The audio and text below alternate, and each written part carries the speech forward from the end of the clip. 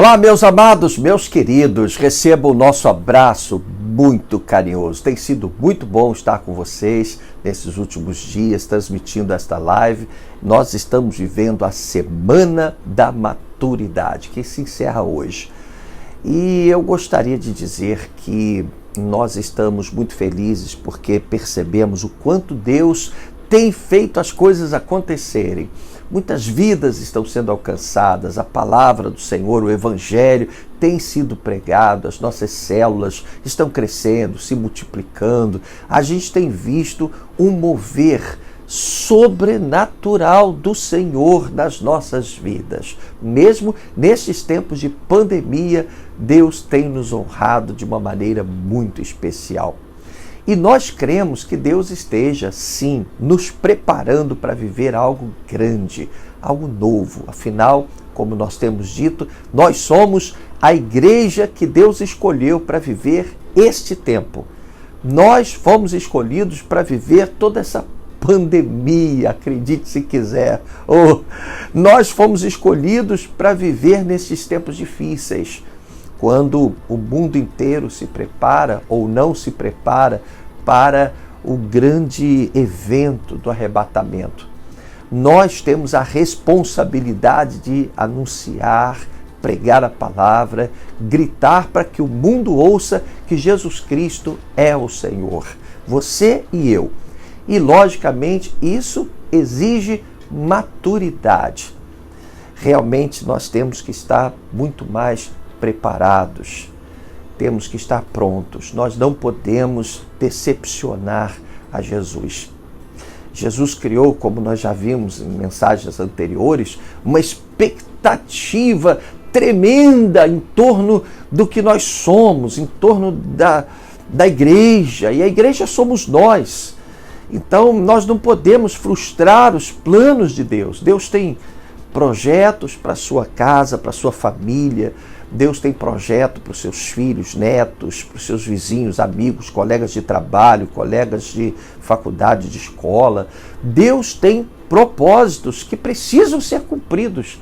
Nós não podemos ser, de jeito algum, os agentes que impedirão, emperrarão os propósitos do Senhor. De jeito nenhum. A gente pode imaginar que por nossa causa, e se a gente considerar, o efeito cascata, muitos poderão deixar de viver os propósitos do Senhor, muitos deixarão de ouvir o Evangelho porque nós não crescemos, porque nós estamos ainda agindo como meninos, como crianças, nós ainda estamos perdidos no meio de um emaranhado de emoções estranhas, nós ainda estamos de biquinho, nós estamos deixando a desejar e perdendo um tempo preciosíssimo em todo esse contexto, da obra de Deus. É verdade, a gente tem que considerar muito de perto tudo isso. Bom, hoje é o último vídeo desta série de 5 vídeos, que nós estamos transmitindo, essas lives, e nós queremos que você receba essas mensagens, receba hoje esta palavra com seu coração quebrantado, que você entenda que isso não é uma estratégia do bispo, do líder, do pastor, para trazer você para ativa. Isso é muito mais do que uma estratégia, é muito mais do que o que a gente possa imaginar, querer, desejar, planejar. É um mover espiritual. Isso vem de Deus, é algo que vem para impactar a sua vida, porque é preciso que você seja impactado a fim de que o propósito de Deus se cumpra, E eu separei para essa nossa última live 4 características importantes da maturidade cristã. Nós precisamos estar realmente prontos. E essas 4 características, elas nos mostram o quanto é importante a gente desenvolver, a gente buscar essa maturidade, buscar esse crescimento. A gente não pode ficar estagnado, parado o tempo inteiro. Você Entra ano, sai ano, é sempre a mesma coisa, sempre pensando da mesma forma, sempre tendo as mesmas atitudes, as mesmas escolhas, as mesmas reações infantis diante das crises, diante dos problemas. Quer dizer, isso tem que mudar, né? Então, hoje nós vamos falar sobre essas 4 características da maturidade cristã para a gente fechar esta semana de lives. E eu gostaria de inicialmente ler com vocês o que está em Hebreus capítulo 5, versículo 11. Hebreus capítulo 5, versículo 11. Vamos meditar na palavra do Senhor. Diz aqui: quanto a isso, temos muito que dizer, coisas difíceis de explicar, porque vocês se tornaram lentos para aprender. Versículo 12. Embora a esta altura já devessem ser mestres, vocês precisam de alguém que lhes ensine novamente os princípios elementares da palavra de Deus. Estão precisando de leite, não de alimento sólido. Versículo 13. Quem se alimenta de leite ainda é criança e não tem experiência no ensino da justiça. Versículo 14. Mas o alimento sólido é para os adultos, os quais, pelo exercício constante, ou seja, pela experiência, pelo crescimento constante, tornaram-se aptos para discernir tanto o bem quanto o mal. Glória a Deus, que maravilha! Louvado seja o Senhor Jesus Cristo. Bom, vamos então às 4 características da maturidade cristã. A primeira delas é a vida no altar. Gente, nada vai acontecer se nós não estivermos no altar. Às vezes, infelizmente, a gente se acostuma com a ideia de igreja, a gente se acostuma com a ideia de estar nos cultos, a gente vem para os cultos e a gente ama estar ali com os irmãos, a gente adora, é muito legal adorar, muitos têm suas atribuições na igreja, mas a gente está falando aqui de algo que transcende a tudo isso, é além de tudo isso. É a nossa intimidade com Deus, a nossa consagração, a nossa oração, a nossa comunhão íntima com o Senhor. É algo que é muito maior do que nós podemos imaginar. Não há limites.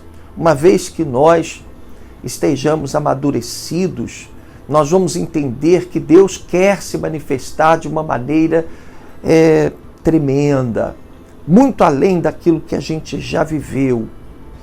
E nos últimos tempos a gente tem convidado a igreja, e isso é algo que vem do Senhor, para viver o next level, ou seja, o próximo nível, o second floor, quer dizer, o segundo andar, dar um passo adiante, viver algo que para nós é inédito no que diz respeito à nossa comunhão com Deus.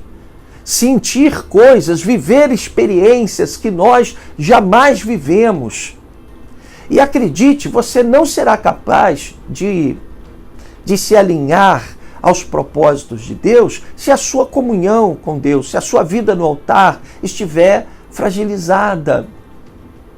Você não conseguirá experimentar as coisas que Deus quer revelar, quer fazer na sua vida. Você não vai conseguir ver esse mover do Senhor na sua vida se não houver comunhão, né? Então, o que vai te fazer crescer, o que vai te tornar forte na hora de resistir à tentação do diabo, na hora de permanecer santo, na presença do Senhor, fugindo do pecado, tendo uma vida que lhe permita testemunhar uma mudança de mente, de coração, de comportamento.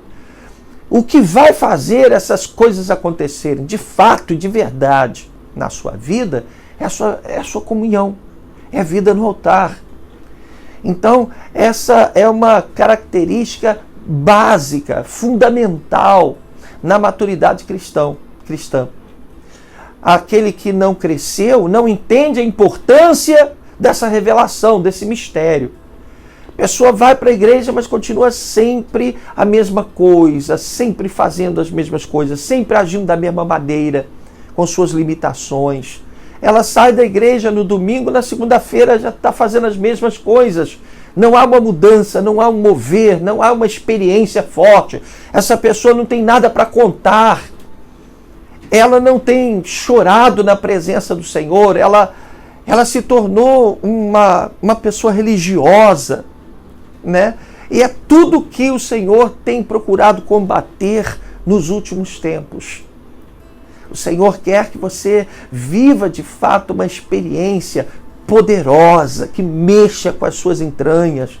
Deus quer que haja um brilho reluzente na tua face, nos teus olhos, capaz de impactar as pessoas. Deus quer que você tenha unção para chegar em casa, orar e abençoar o enfermo e o milagre acontecer. Deus quer que você esteja em condições de ser usado nas situações mais incríveis, mais difíceis. Deus pode te usar, Ele quer te usar, acredite nisso. Mas é preciso que haja muita intimidade. Quando você realmente vai para o altar, as outras coisas se tornam menos importantes. Se alguém, por exemplo, se levanta contra você e você está no altar, então você sabe que quem vai enfrentar as suas lutas, vai lutar as suas lutas, as suas guerras, é o Senhor. Se alguém falou mal de você, ao invés de retrucar, você está no altar. Você vai deixar Deus tomar as providências. Se você foi injustiçado no trabalho, na família, alguém se levantou contra você, alguém está sendo um instrumento do diabo para te incomodar, para te afrontar, um vizinho talvez, um amigo, uma pessoa que te traiu, que traiu a tua confiança, uma pessoa que te decepcionou, que te machucou, vai para o altar. É no altar que nós encontramos as respostas que buscamos. É no altar, quando estamos ali derramados, quando estamos ali quebrantados no altar, que Deus realiza o sobrenatural na nossa vida. Então esta é a primeira característica de uma pessoa, de um cristão realmente amadurecido. É estar no altar, é ter uma vida no altar, é estar em comunhão com Deus. Até quando ele erra, o verdadeiro cristão que é amadurecido, quando ele peca, quando ele tropeça, quando ele faz algo de errado, ele não se esconde de Deus, como fez Adão. Ele faz como Davi fez no Salmo 51. Ele se coloca diante de Deus: Pai, eu pequei contra ti. Eu fiz o que era mal aos teus olhos. Ó Senhor, tenha misericórdia de mim, miserável homem que sou. Né? Isso é maturidade, é estar no altar, seja em que situação for, ainda que você esteja no erro, mas você não sai do altar, você vai para o altar chorar na presença do Senhor, buscar ao Senhor, clamar por misericórdia, e ali é no altar que você será tratado. Aleluia! Eu sinto a presença do Senhor. Glória a Deus, glória a Deus. Isso é tudo que Deus quer para você, para mim, que estejamos no altar. Que não seja papo furado, que não seja apenas um costume nosso estar na igreja, mas é no altar que nós vamos viver as transformações que Deus quer fazer e que nós buscamos para a nossa vida. Bom, vamos então para a segunda característica da maturidade cristã, que é a blindagem emocional. A gente já falou nos vídeos anteriores que todos nós estamos suscetíveis às crises emocionais. E a emoção, ou seja, as coisas da alma, muitas vezes nos abatem e nos abatem mesmo. E muitas vezes a gente tem visto pessoas caírem por causa das emoções, né? A Bíblia diz que enganoso é o coração do homem. Muitas vezes o coração nos engana, as emoções nos enganam. E a gente precisa aprender a lidar com as emoções. Eu já contei para vocês, né? Durante muitos anos da minha vida, quanto tempo eu perdi com isso. Eu me sentia vítima Sabe, aquilo me fazia bem, eu gostava daquilo. Oh céus, ninguém me ouve. Ah, meu Deus, eu estou sozinho. Olha aqui, eu sozinho para fazer a obra do Senhor. Eu me lembro que nas comemorações de aniversário, eles me colocavam no altar e eu ficava sentado num lugar de destaque. Ali eles faziam as homenagens, né? As igrejas faziam as suas homenagens, e eles ficavam ali: Senhor Jesus, já não entendo espinhos, dá-me mais graça, Senhor. E a choradeira, aquela, né? E eu me sentia, aquilo fazia bem para mim, sabe? Eu não percebia que estava cometendo um erro gravíssimo. Quando eu entendi isso, eu chamei meus pastores e disse: olha, acabou isso.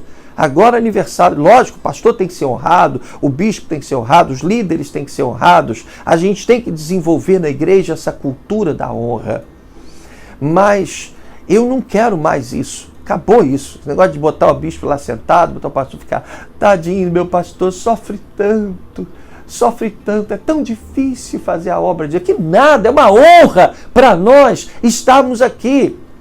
Os apóstolos se sentiam felizes, eles glorificavam quando eram perseguidos por causa do evangelho, né? Então é totalmente antibíblico essa posição de ficar ali cheio de autopiedade ali. Quer dizer, o que é isso? É o emocional. Eu já perdi anos da minha vida com pena de mim mesmo. A gente tem que conseguir se entender, se achar emocionalmente. O que é que emocionalmente nos agride, nos abala? A gente tem que ter maturidade para entender o que é que emocionalmente nos destrói, nos impede de andar para frente. Às vezes é uma lembrança, às vezes é um casamento que não deu certo, né? Às vezes é um namoro, um relacionamento que acabou. Às vezes é uma injustiça que você sofreu.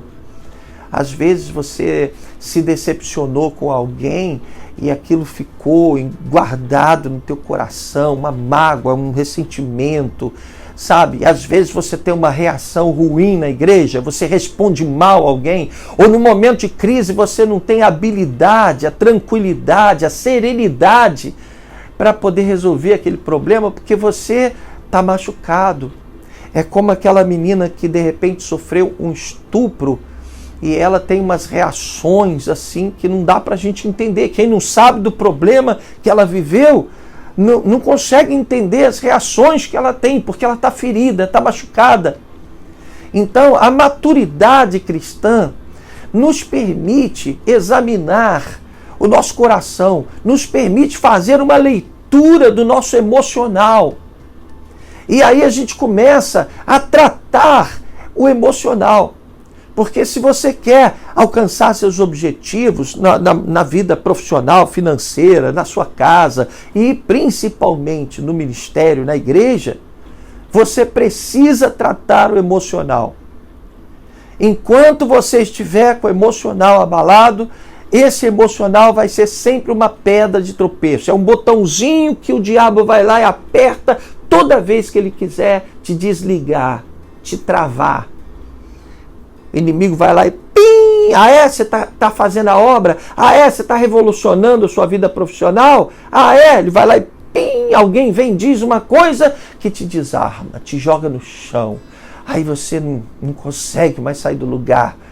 Confunde, embaralha tudo na sua cabeça por causa de uma questão emocional. Então você deve ter maturidade para entender quais são os seus pontos fracos e tratar essas vulnerabilidades.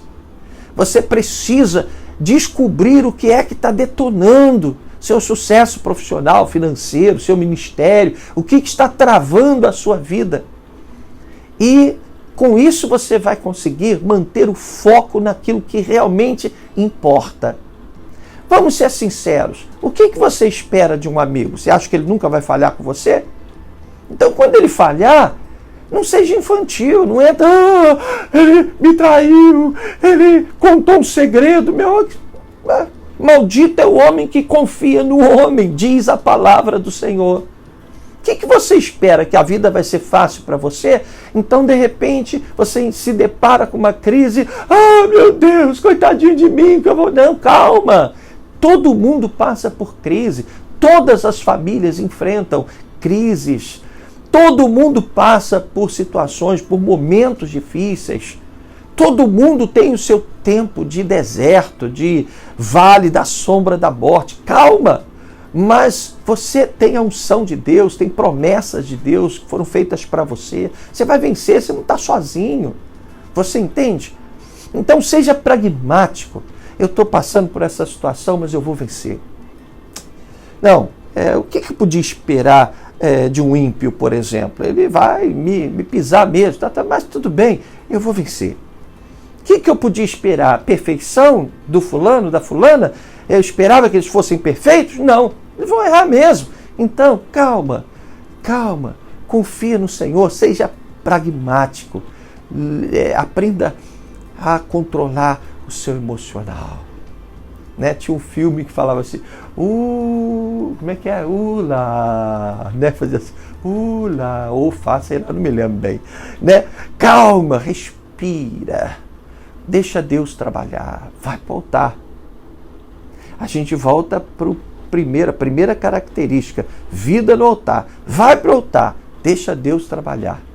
Surpreenda os teus inimigos quando eles pensam que vão tirar você do sério, que você vai perder o controle, que você vai fazer, como sempre fez, um monte de besteira, vai tomar decisões erradas, vai se precipitar, vai abrir a boca para falar o que não deve falar.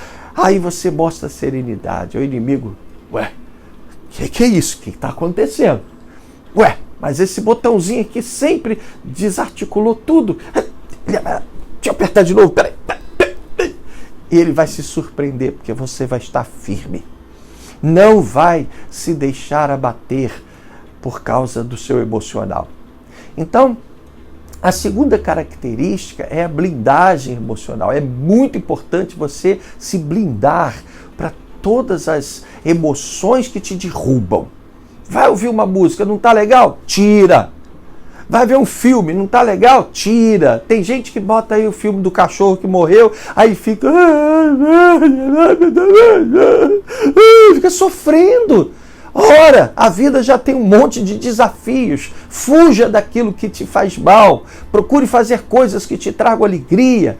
Procure trazer para perto de você pessoas que te fazem bem, que te ajudam a olhar para frente, que te ajudam a ter amor pela vida. Sabe? Isso é fundamental. Espero que você tenha entendido essa segunda característica.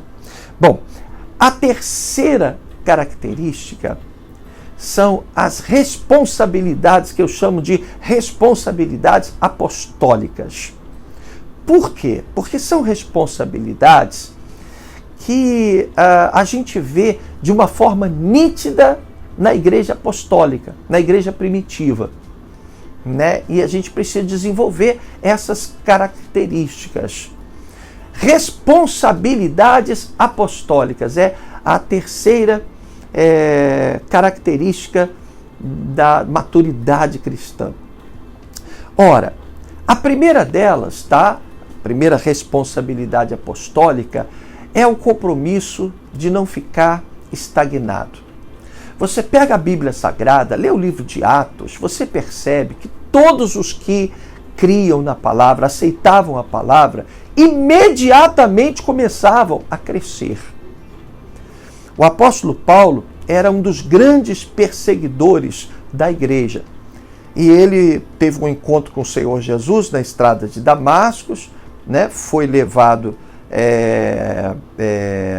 para estar entre pessoas cristãs, queriam orientá-lo para viver suas experiências cristãs, né? Foi aprender da palavra, e logo depois você vê o apóstolo Paulo já sendo usado por Deus. Quer dizer, é um processo muito rápido, as pessoas conheciam a Cristo e logo depois, entendeu? Até o batismo acontecia imediatamente após a conversão. A pessoa se convertia, batizava, e já ia para para a escola, já é aprender. Logo depois aquela pessoa já estava pregando a palavra. Então, entre as responsabilidades apostólicas, nós destacamos a necessidade de crescimento, é não ficar estagnado.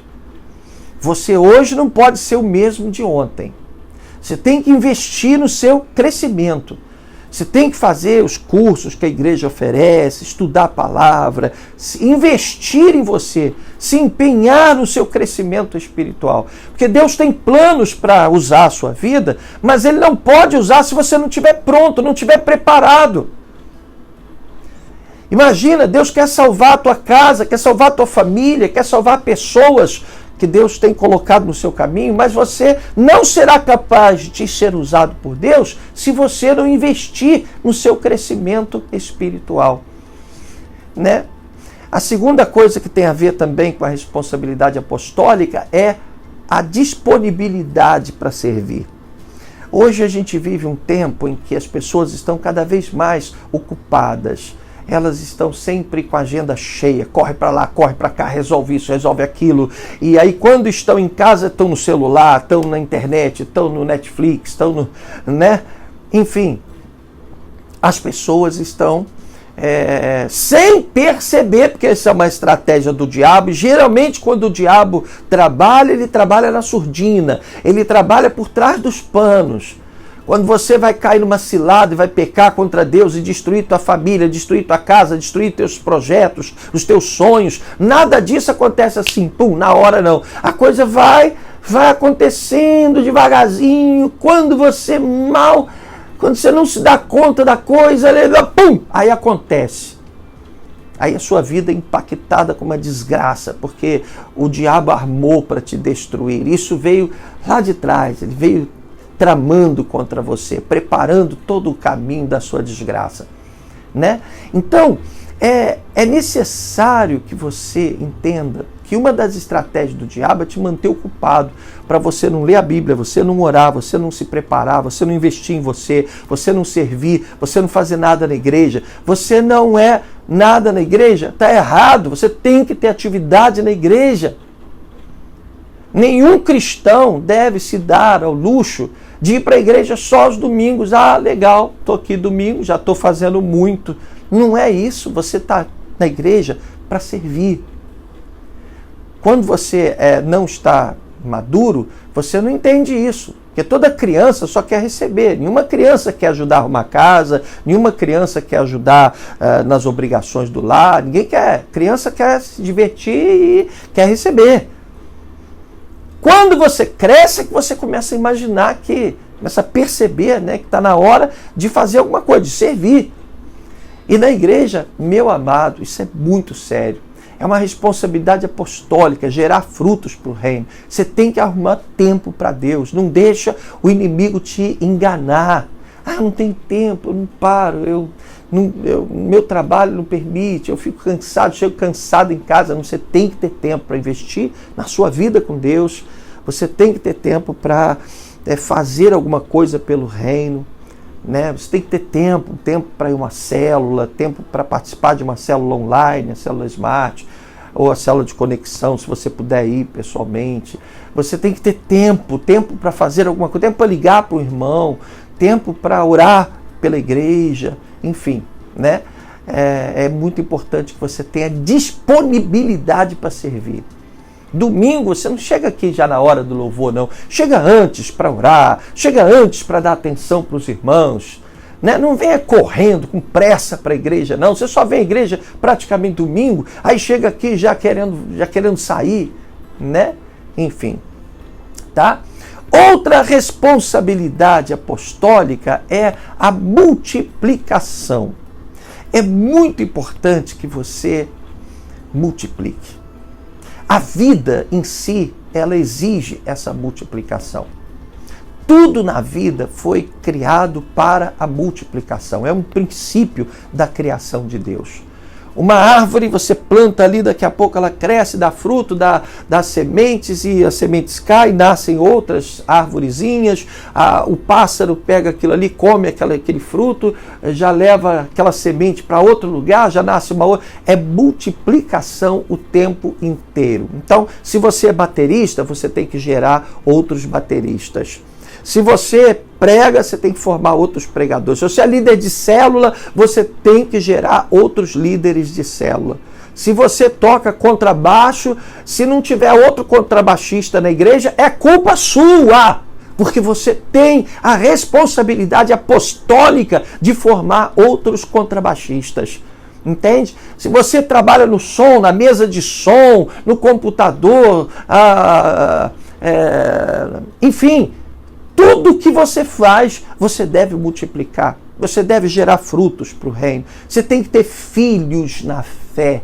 Aquele que está na igreja há anos e não tem um filho na fé, não entendeu nada. Me desculpe a franqueza, me desculpe a sinceridade, mas quem cresceu, quem entendeu como funciona o evangelho, jamais deixará de ter frutos na fé, filhos na fé. Você vai convidar pessoas, vai levar para a célula, vai cuidar de pessoas, porque o evangelho exige essa multiplicação. Essa é uma característica de quem amadureceu, é uma responsabilidade apostólica. Isso é fundamental, tá? Para que você possa ter uma relação de maturidade na presença do Senhor. E mais uma responsabilidade apostólica é o sustento da obra. Veja bem, quando eu não tinha fundado ainda a Igreja da Conquista, eu fiz parte, estive em outros ministérios.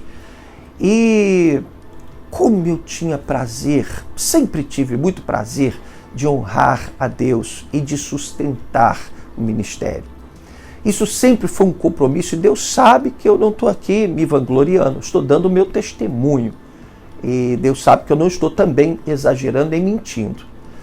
Eu diversas vezes na minha vida, não porque me obrigaram, não porque me pediram, eu era sargento paraquedista, eu peguei o meu contra-cheque, eu via o valor líquido que entrou na minha conta, eu assinava o cheque, naquela época se usava muito cheque, assinava o cheque assim do valor total.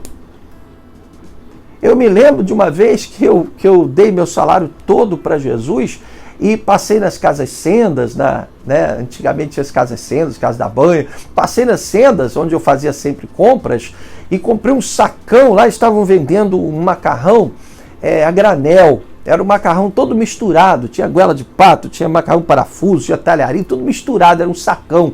E eu comprei aquele sacão e levei para casa, E cheguei lá, falei para a pastora Marilda, olha, eu fiz um ato de fé, eu doei meu salário todo para Jesus e esse mês a gente vai comer macarrão, E comemos macarrão o mês inteiro, Então, a gente tem que entender, não é que eu tenha sido extremo demais ou que alguém tenha me induzido a fazer isso, e nem fiz isso para aparecer. Eu fiz isso porque era um propósito. Eu estava tão apaixonado pelo reino. Eu estava tão apaixonado. Na época a gente estava a gente estava sendo usado por Deus para fechar um monte de essas casas do outro lado aí, E levar verdade para pessoas que estavam aprisionadas na mão de demônios. O Rio de Janeiro, na época, era possuído por demônios, as encruzilhadas você mal conseguia passar segundas-feiras, sextas-feiras, E Deus estava nos usando muito, eu estava feliz em poder ajudar a obra do Senhor, investir no reino de Deus, Então, é muito importante que você entenda a responsabilidade que você tem do sustento da obra. Levar isso a sério. Esse mês eu sempre dou meu dízimo na ceia. Esse mês eu vou estar viajando. Não viaje sem antes cumprir a sua responsabilidade. Porque a igreja, seja ela qual for, eu não falo aqui do nosso ministério, eu incluo o nosso ministério. Qualquer igreja tem aluguel para pagar, tem salário para pagar, tem luz para pagar, tem as despesas, é muita despesa. E os líderes, os pastores, já contam com os dízimos, com as ofertas, o sustento da obra. E não pense você que isso é algo que acontece de forma aleatória. Não, você quando foi chamado, você não entende isso, mas pode acreditar, talvez você não entenda isso. Até o emprego que você tem já foi programado. Deus te deu esse emprego para você ser fiel e honrar ao Senhor, para que houvesse sustento na casa do Senhor. Você se lembra daquele texto lá de Ageu, né? A gente não pode negar o sustento. A nossa missão como igreja é subir o monte, cortar a madeira e trazer para edificar a casa do Senhor. Entende? Então, essa responsabilidade apostólica do sustento da igreja, da causa de Cristo, é uma característica forte da maturidade cristã.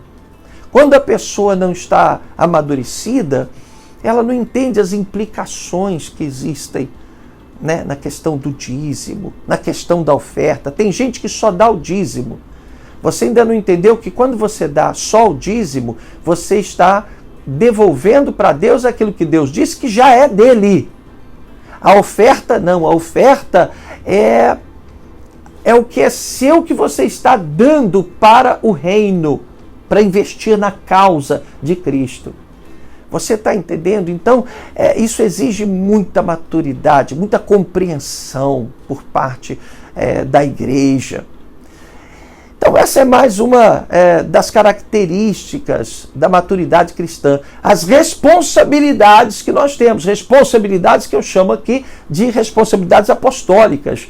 É o que a gente viu que aconteceu no passado com a igreja apostólica. Me desculpe se esse vídeo está ficando um pouquinho mais longo, mas é o último desta semana, né? Nós estamos fechando uma série de mensagens relacionadas à maturidade cristã. Agora, para encerrar, nós vamos ver a quarta característica da maturidade cristã, que são, na verdade, os 3 pilares apostólicos.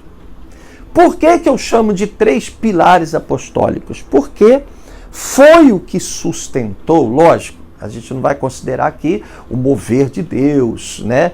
A presença do Senhor, o Espírito de Deus na vida das pessoas e tal, mas foram os 3 pilares que mantiveram a igreja de pé, a igreja apostólica, a igreja primitiva. E a gente já viu, né, em vídeos anteriores, que esses pilares estão sendo ameaçados, porque Satanás sabe que se ele destrói esses pilares, a igreja acaba ruindo. É muito importante isso. E só mesmo os verdadeiros maduros, né, aqueles que realmente cresceram, vão entender a relevância desses 3 pilares apostólicos. São eles: a submissão, a obediência e a lealdade. A gente já falou sobre isso, mas dada a sua relevância, a gente precisa reforçar, né? O que é a submissão? É a sua capacidade, você que cresceu, que amadureceu, entende que ser submisso é uma honra, não é algo indigno, né? Você se tornar submisso, respeitar uma liderança constituída por Deus, é algo que exige coragem, exige amadurecimento, dignidade e, sobretudo, autoconfiança. Só a pessoa que realmente tem personalidade, que confia, que está no caminho certo, é capaz de se submeter. Porque o inseguro, ele fica com medo, ele acha que todo mundo vai trapacear, que todo mundo vai enganá-lo, e ele não tem coragem. Então, o primeiro pilar apostólico é a submissão.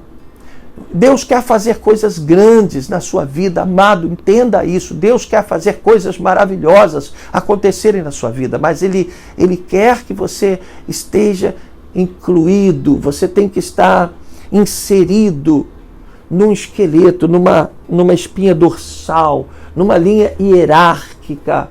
Você tem que saber exatamente quem são seus líderes. O líder do louvor, respeite o líder de louvor, respeite o seu líder. Se você é do Kids, trabalha com as crianças, quem são suas lideranças? De onde virão as orientações que você vai receber? Quem vai te chamar a atenção? Quem vai te repreender, se for o caso e quando for o caso?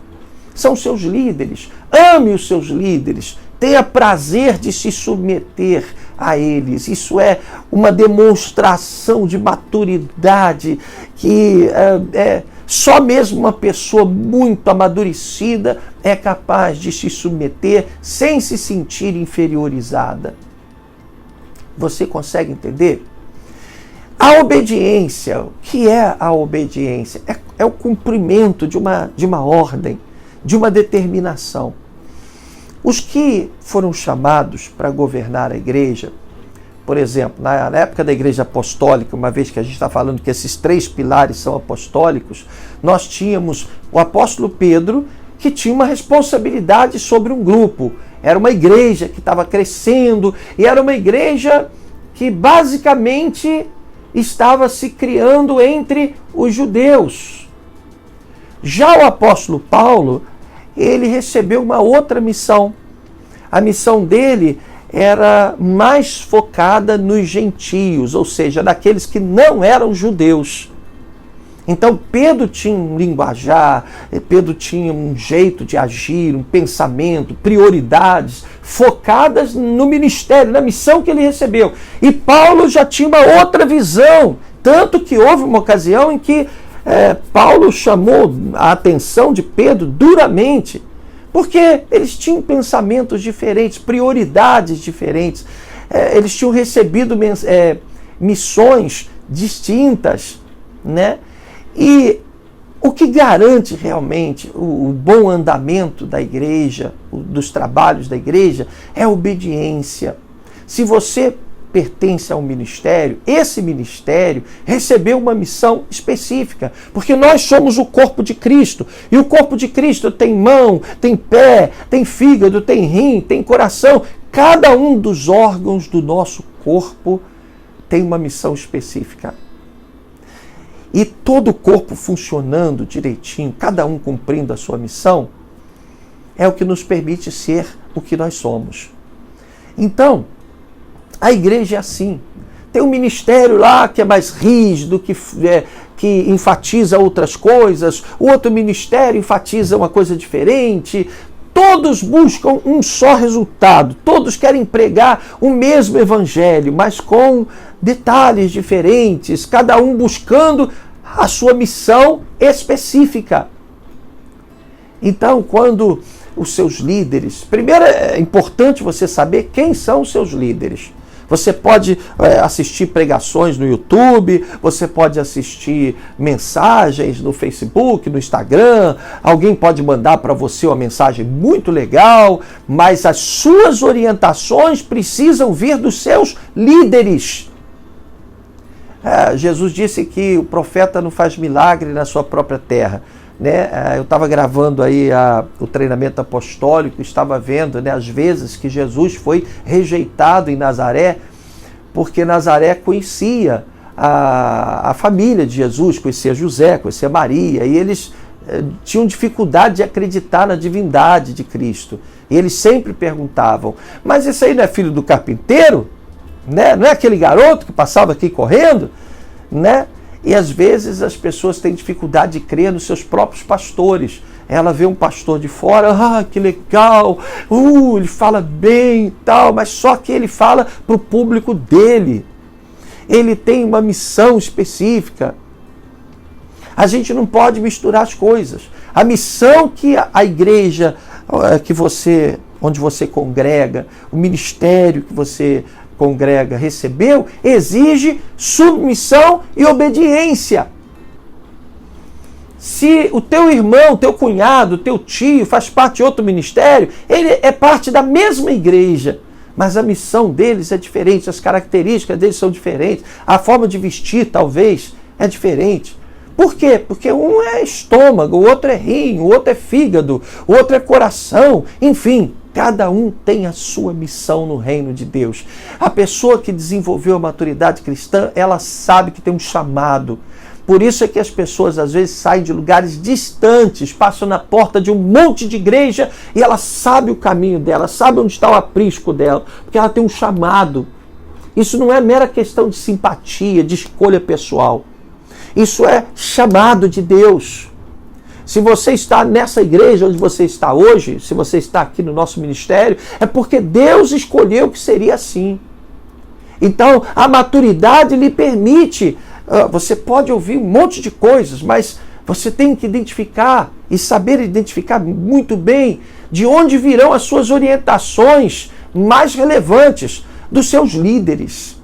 Em todos os níveis, do seu pastor, do pastor auxiliar, do evangelista, do seu líder do ministério de louvor, do líder do Kids e tal. Você tem que conhecer a sua linha de lideranças ascendentes. Você precisa saber quem são os seus líderes. É de lá que virão as suas orientações. Esses são os que realmente vão responder por você, pelo que você está aprendendo na congregação. Estes é que têm o dever de te chamar a atenção quando for necessário. Entendeu? Porque eles têm a autoridade de Deus específica para orientar profeticamente a tua vida. Então, esses 3 pilares são muito importantes: a submissão, a obediência. Chegou, olha, o pastor disse que é para fazer isso. Não questione. O máximo que você pode fazer é tentar levar para o pastor algo que talvez ele não esteja considerando. Talvez ele não saiba de algum detalhe. Talvez ele não tenha pensado em alguma outra coisa, sei lá. Depende de cada situação. Você pode conversar com o seu pastor. Você não está livre de conversar com o seu pastor. Mas a partir do momento... Você não está impedido de conversar com o seu pastor. Mas a partir do momento em que seu pastor disse é por aqui, então é por aqui. Não vamos perder tempo. Vamos ser pragmáticos, objetivos. Porque a orientação, a determinação que foi dada para você vai se complementar com outras orientações que foram dadas também para outras pessoas. E aí nós vamos trabalhar dentro de uma harmonia, buscando os mesmos propósitos. E aí que você vê a igreja conseguindo chegar onde ela tem que chegar. Quando você começa a trabalhar com pessoas amadurecidas, pessoas que alcançaram um padrão de maturidade que lhes permita obedecer, se submeter com alegria e obedecer. E por fim, né, que é o 3º pilar apostólico, que muitas vezes tem sido bombardeado pelo diabo, porque ele sabe que destruindo esses pilares a igreja rui, não tem como ficar de pé, é a lealdade. Gente, eu falei sobre isso agora essa semana, mas é importante mais para a gente não tocar nisso de novo. O que é lealdade? Lealdade, o nome já diz, é ser leal. Existe, nos últimos tempos, uma crise de lealdade, de fidelidade muito grande. As pessoas, muitas vezes, atacam seus parceiros de aliança. As pessoas, às vezes, minimizam a importância dos seus parceiros de aliança. É incrível isso, né? É inadmissível. A gente não consegue entender. Às vezes, um exemplo, né? O homem valoriza mais uma mulher lá da rua que não fez nada por ele e não vai fazer do que a sua esposa que está em casa, que é capaz de morrer por ele. E vice-versa. Às vezes você tem um marido que é gente boa, que está ali lutando para manter a casa, aí a mulher está lá olhando para o colega de trabalho, olhando para outro homem que não está nem aí, que o máximo que vai fazer é usá-la e depois pronto. Você está entendendo? É muito importante a gente valorizar as alianças que a gente tem. Sabe, muitas vezes, em determinados momentos da minha vida, eu fiquei muito mal. Eu preciso ser transparente, sincero com você, né? Ser líder não é uma tarefa fácil. até porque exige muita maturidade, nem sempre a gente tem essa maturidade toda, né? E às vezes a gente fica muito mal, porque a gente se decepciona. E é interessante, né? Outro dia alguém estava me dizendo, isso é uma verdade. A gente se decepciona com as pessoas que estão próximas. Mas é lógico, as pessoas que estão longe não vão conseguir nos decepcionar, porque não existe nenhuma expectativa em torno delas. A gente cria boas expectativas com aqueles que estão do nosso lado. Então a gente fica machucado quando essas pessoas nos traem, quando essas pessoas dizem algo que você... Nossa, uma injustiça. A gente fica muito machucado.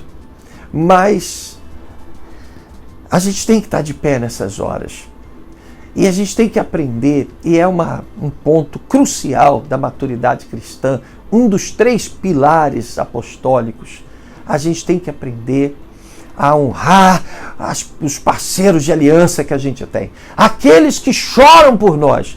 Eu, às vezes, ficava muito abatido porque, na minha intimidade, eu sabia que eu estava ali chorando por essas pessoas que me magoaram, que me feriram, que traíram a minha confiança. Mas eu estava ali chorando por elas, Senhor. Aí o que eu fiz? Fui para o altar. A gente volta lá na primeira característica da maturidade cristã. Eu fui para o altar. Fui orar.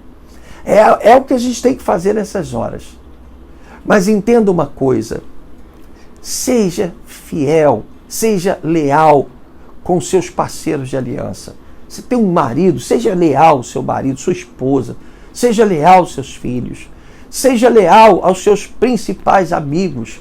Seja leal ao seu patrão. Por mais que você discorde dele, por mais que você tenha seus questionamentos, por mais que você rejeite alguns posicionamentos dos seus patrões, dos seus chefes, seja leal a eles. A história mostra, e a Bíblia também mostra, que essa lealdade incondicional, peraí, ele é meu chefe, então eu estou submisso à autoridade dele, e eu preciso ser leal a ele. A história mostra que isso traz resultados excelentes para nós, para aquele que está praticando a lealdade. Porque quem te honra, muitas vezes nem serão os seus líderes, os seus chefes, mas o próprio Deus irá te honrar, porque o nosso Deus é Deus de justiça. Aleluia, aleluia, aleluia, Jesus, é o Senhor que nos honra. Oh, glória a Deus, aleluia.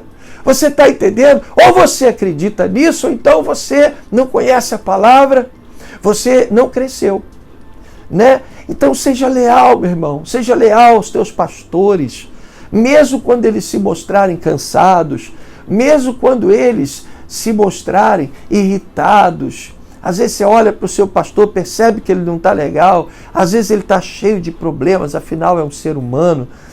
Não tem ninguém, geralmente, que chega, poxa pastor, o senhor está com algum problema? Nossa, como eu desejei isso em muitos momentos da minha vida, ao longo do meu ministério.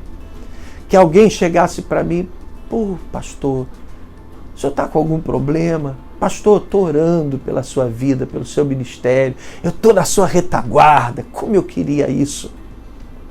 Como eu queria que em algumas circunstâncias alguém ligasse para mim ou viesse me procurar, bispo, eu ouvi um negócio aqui, mas eu queria ouvir do Senhor. Qual é a sua versão? O que o Senhor tem a dizer disso? Lealdade. Isso é bonito, isso é muito forte, é um dos pilares de qualquer aliança, a lealdade. Se não houver lealdade, a aliança está comprometida. Às vezes você vê uma igreja que não cresce, uma igreja que não vai adiante, uma igreja que não consegue bons resultados, que está estagnada, parada, por falta de submissão, de obediência e de lealdade. Às vezes o pastor chega lá, olha, nós vamos fazer isso aqui. Aí o outro lá, mas assim não dá, eu não acho isso certo, tinha que fazer assim. Aí ele acaba contaminando outras pessoas. E aquilo que era para ser prático, se ensina, não, vamos lá, vamos fazer, vamos arrebentar, vamos lá, e vai se somar com outras ordens, com outras diretrizes, e aí a igreja vai conseguir alcançar, aí fica tudo estagnado, porque alguém começou a disseminar ali a dúvida, o nome disso é imaturidade. Você consegue entender? Eu espero, sabe, que você realmente, através destas mensagens, e com muita oração, e quebrantamento no altar, você busca essa maturidade. Cara, ninguém pode falar mal dos seus parceiros de aliança, não com você. Não com você. Se você tem um parceiro de aliança, defenda o seu parceiro. Lute por ele até quando você sentir que não dá mais para prosseguir com ele. Seja leal, chama ele para conversar, sabe? Não entre em... não participe de movimentos de rebelião, de rebeldia. Tudo isso traz um desgaste tão grande para o reino. Isso vai pesar sobre a tua vida durante décadas. Eu sei porque eu já participei, eu preciso ser transparente, um movimento de rebelião há muitos anos atrás. Eu não entendi, eu estava voltando para Jesus, eu entrei numa furada, apoiei uma atitude de rebeldia de um pastor que eu considerava muito, que era muito meu amigo, misturei as coisas e acabei agindo de forma errada e paguei um alto preço por isso. Meu Deus, meu Pai do céu, como eu sofri por causa disso. Deus teve misericórdia de mim. De uns tempos para cá, Deus tem tirado esse peso de cima dos meus ombros. Então, é coisa que eu não quero nem para mim, nem para você. Bom, então vamos em frente, né? Eu estou encerrando agora, nós vamos orar. Eu queria agradecer a todos vocês que têm participado da Semana da Maturidade. Eu queria deixar aqui o meu WhatsApp para você fazer qualquer comentário. É muito legal para a gente interagir, até para eu saber que você assistiu, que você participou. Diga assim, olha, bispo, a Semana da Maturidade foi muito importante para mim por causa disso. O que acrescentou à sua vida a Semana da Maturidade? Não deixa de mandar a sua mensagem para mim, não. Eu vou agradecer. Você também pode fazer aquilo que é de praxe, né? Você pode curtir, dar lá o seu likezinho, você pode se inscrever no canal se você ainda não é inscrito, né? E pode compartilhar com as pessoas que você acha que deve compartilhar, tá bom? Que Deus abençoe grandemente a sua vida. Que essa semana possa fazer-se descortinar diante da sua vida um novo tempo. As cortinas se abram e você possa enxergar um novo tempo.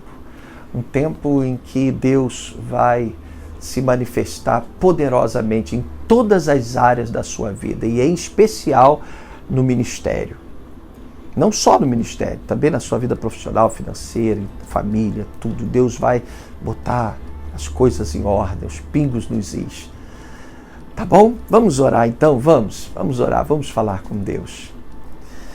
Senhor, nosso Deus querido e amado, nós temos muito que te agradecer. Oh Deus, o Senhor é tremendo. O Senhor tem feito coisas tão tremendas no nosso meio.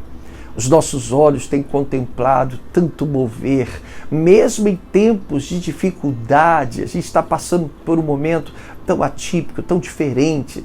Os desafios são enormes, mas o Senhor nunca, em toda a história do nosso ministério, nos honrou de tal maneira. Nós temos percebido o teu zelo, o teu carinho, o teu cuidado, a tua proteção, a tua direção. A igreja tem crescido, meu Pai, mesmo com toda essa pandemia. Infelizmente, a gente tem notícias de muitos ministérios que estão fechando suas portas, que estão com dificuldades. A gente ora pela igreja no sentido geral, que o Senhor abençoe os pastores, as lideranças, que o Senhor nos ajude a superar esse momento difícil que nós estamos enfrentando. Porém, que o Senhor receba a nossa gratidão, porque até aqui nos ajudou o Senhor, e o Senhor tem nos ajudado de verdade. Ó Deus, ajuda-nos a crescer. Ajuda-nos a entender quais são os teus propósitos. Fortaleça-nos na tua palavra, na tua verdade. Encha-nos com o teu espírito até que o nosso cálice transborde. Que possamos abrir os nossos olhos espirituais e enxergar todos os teus propósitos para a nossa vida. Que saibamos lidar com as nossas crises, com os nossos desafios. Que estejamos prontos para lidar com as nossas crises emocionais. Que estejamos amadurecidos o suficiente suficiente para sermos usados em prol dos teus propósitos, não somente na igreja, mas na nossa vida diária, na nossa casa, na salvação dos nossos entes queridos. Meu Deus, usa-nos poderosamente. Nós queremos ser o sal desta terra nesses tempos difíceis. Por isso nós te oferecemos a nossa vida, nós te consagramos a nossa vida. Toma nossa vida em tuas mãos, nós te damos liberdade para fazer tudo que o Senhor quiser fazer, todas as mudanças que precisam ser feitas no nosso coração, na nossa mente. Nós queremos ser transformados, queremos ser novas criaturas, para vivermos o novo de Deus. Oh, aleluia, Senhor, aleluia. Oh, glórias ao teu nome, Senhor. Santo é o teu nome, digno de receber toda a honra e glória. Eis-nos aqui como igreja, prostrados diante do teu altar, dizendo: Senhor, nós queremos viver em função dos teus propósitos, Senhor. Então, capacita-nos, transforma-nos, santifica-nos, encha-nos com o poder do Espírito Santo. Prepare-nos, meu Pai, para esta missão. Sobretudo, meu Deus, que o Senhor abençoe a nossa vida nesses tempos difíceis, que o Senhor proteja a nossa casa, a nossa família, cuide de nós. Nós oramos, meu Deus, no nome de Jesus Cristo, e todos digam amém. Oh, glória a Deus, louvado seja o Senhor Jesus. Gente, desculpa, eu estendi demais esse último vídeo, mas eu tenho certeza que foi bênção na sua vida, tá? Graça e paz, que Deus te abençoe. Estamos juntos e misturados pelo reino. Deus abençoe.